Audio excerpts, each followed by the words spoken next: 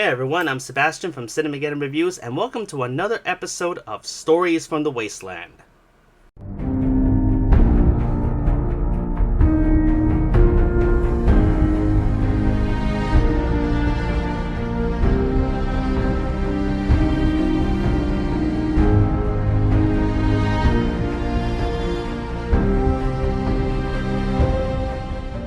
This is where I go into COVID-infested movie theaters in order to look at new releases and determine whether or not they're worth your time and money.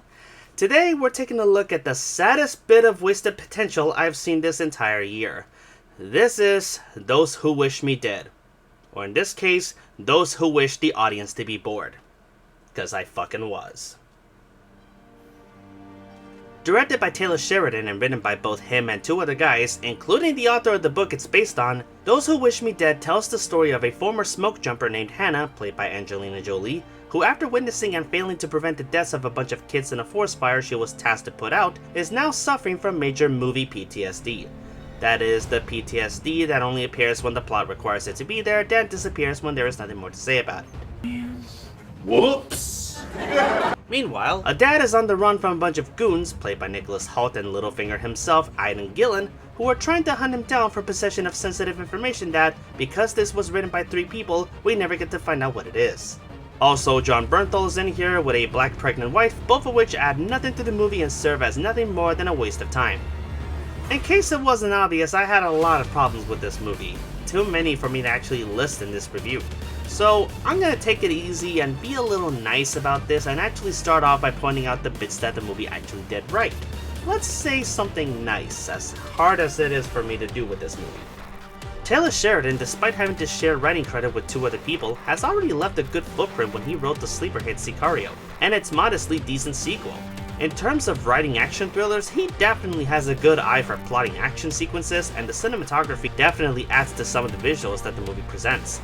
This is a gorgeous movie to look at times, and despite the majority of the action taking place at night,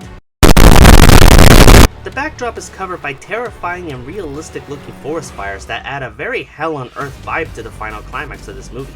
Visually, this movie succeeds. Acting wise, it's pretty decent. Jon Bernthal plays a foul-mouthed, no-nonsense cop, haven't seen him doing that before, and Medina Senghor from Happy gives off some surprisingly badass female lead material with what little she actually had to do in this movie. Also, despite what criticisms I'm about to offer with these two characters, I got to say Aidan Gillen and Nick Hoult have surprisingly good chemistry together. However, good chemistry does not make good characters. And notice how I mentioned nothing about the plot.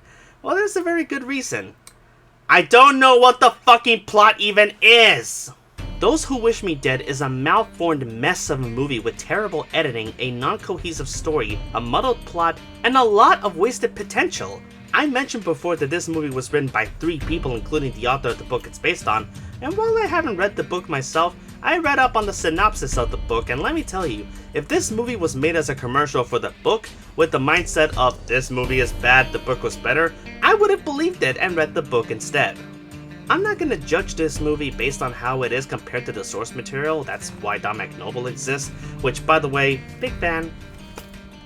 I'm instead going to be judging it by how it is as a movie, like I do for any piece of work I review that's based on another source material. And let me tell you, 3 writers is one thing, but add 5 producers into the midst and you have proof that there were way too many cooks in the goddamn kitchen. The film is frustratingly hard to follow because nothing is ever explained or made clear for the audience to comprehend. Why is the dad running away? Because his boss is killed in an explosion caused by the 2 bad guys and he has important information they're trying to kill him for. Okay, what is this information? Who are these goons?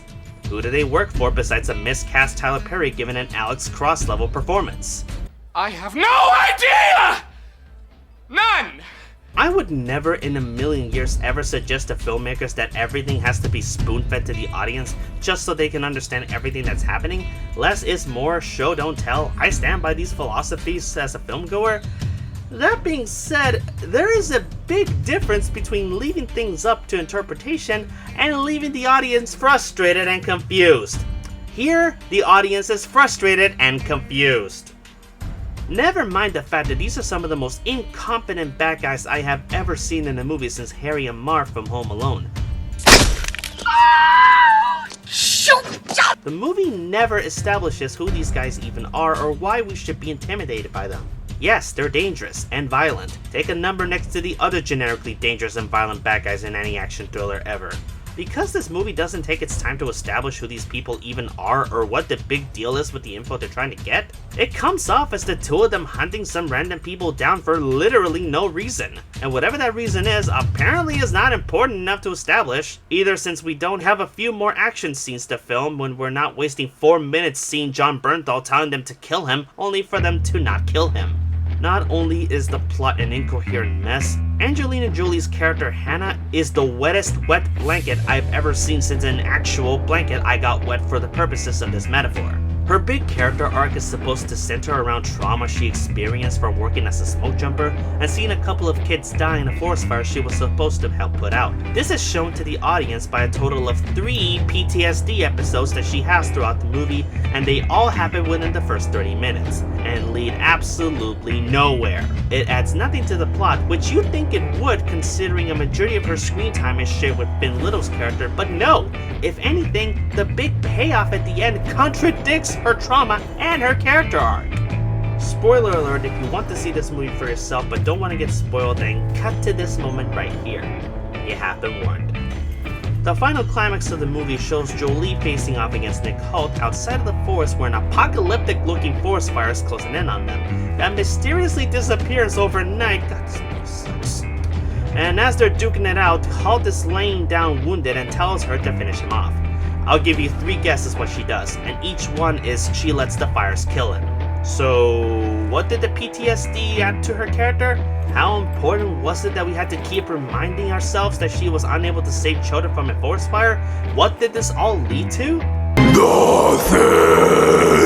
Speaking of children, Finn Little is a decent actor and he's trying very hard with what he was given to work with, but honestly, I feel bad seeing him in this movie because his character is not only flat and boring, but he and Jolie have very piss-poor chemistry together. Throughout the movie, she is constantly acting like a complete bitch towards him when he understandably doesn't trust her upon first glance, which given that he saw his dad get murdered by 2 criminals, you'd forgive him for having some trust issues. And the two never really connected. They have one dumb campfire scene where she is uncomfortably giving sex tips to a child, and the two never really bond in any meaningful way. Also, I know what I'm about to do is breaking one of my rules, but I had to mention that while this makes for terrible cinema, and it does, this is technically accurate to the book. From what I gathered, the book is fully centered around this boy named Connor, whose real name is Jace, who uses the name Connor as a fake name in order to run away after witnessing a murder and not being allowed to enter the witness protection program, because the killers all have connections in law enforcement. He actually gets put in the care of both Jon Bernthal and Medina Senghor's characters in the movie, who protect him from the killers before they're forced to run into the forest where a fire has actually broken out. He then runs into Jolie's character Hannah, who vows to protect him as a way of making up for the children she failed to save before. I'm actually kinda interested in reading this. If nothing else, it sounds a lot more fascinating and looks to fill out all the inconsistencies that this movie created. But even without that context, or even with that context, the movie still sucks. And that's a goddamn shame because there was a lot of potential thrown down the crapper here. Nothing is more disappointing than a movie that fails to live up to its own potential. I'm gonna give Those Who Wish Me Dead a 3 out of 10. The film has already been released theatrically and at the moment of releasing this video has since been removed from streaming from HBO Max.